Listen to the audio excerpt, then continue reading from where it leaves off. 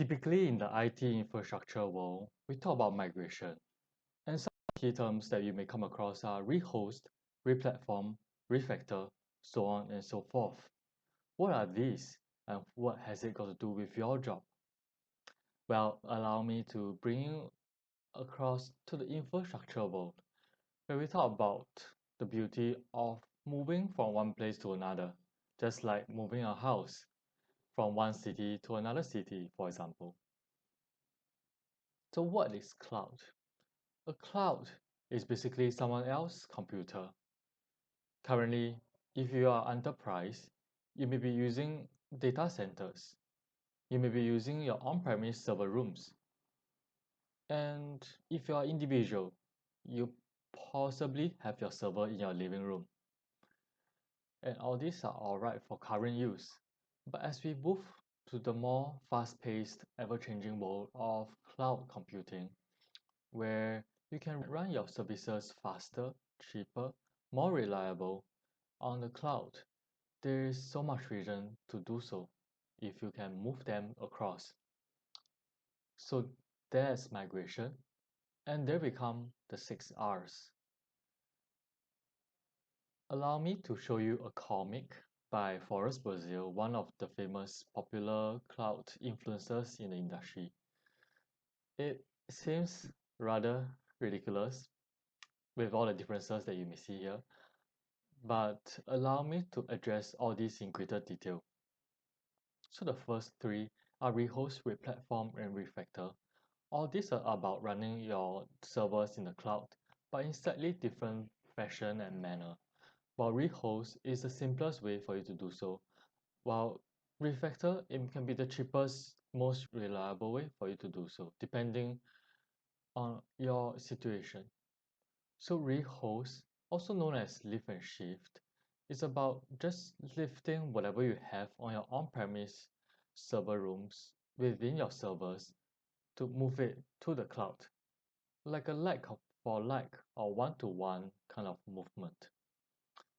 Whatever virtual machines will be running on the on-premise, you're going to run it exactly the same on the cloud, perhaps with just changing the IP address to link it to the cloud address. And that's Rehost. It's as simple and hassle-free as it can be. With all the cloud service providers, tools, and third-party automation tools, it is extremely easy to get it done. So as long as you got your commercial and business side approval, rehosting should be a relatively smooth experience. For the second R, it's called Replatform, and it's a modified version of the lift and shift. Basically, when we move, there may be some adjustments to your architecture where you want to get the benefits of the cloud immediately. For example, let's say you're running on-premise load balancers. They're actually virtual machines. When you move to the cloud, you can immediately replace them with cloud load balancers, which are highly available, highly secure, and much cheaper to run. And this is something that you can map out during the migration phase, where you have targeted this movement to replace those you may be running on-premise. So basically, Replatform is a modified version of lift and shift. And with proper planning, it can be a relatively smooth and easy experience as well. The third R is called Refactor, where it involves re-architecting your existing applications, where it may be monolithic and much more complex to manage and run. If when we are in the cloud or when we move to the cloud, we can harness the containerized or serverless nature of how we can run our applications, which is more agile, which is faster, more secure, and possibly more reliable and highly available. All these are good reasons for you to refactor your old traditional way of building your applications. And all these are possible with a lot more extensive planning than the previous 2 Rs. But of course, you get all the benefits. The fourth R is called replace.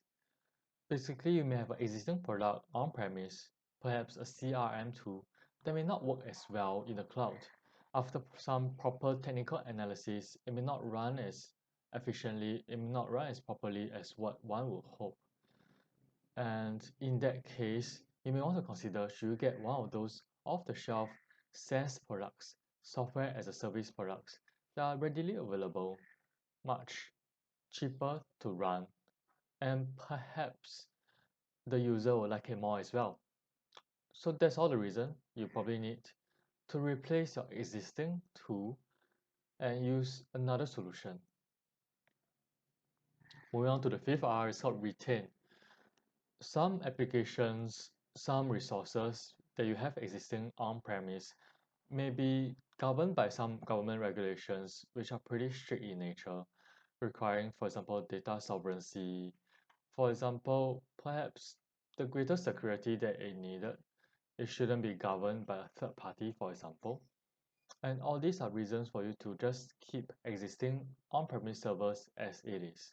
You may not want to move them to the cloud due to these regulatory rules. And the sixth R is called retire. For applications that your users doesn't really want to use or doesn't use anymore, and these applications are not required in the foreseeable future. So that's a very good reason to just retire these applications and servers and save you some money as well. And for the 7R, it's called reward. It's time to reward yourself for finishing this video.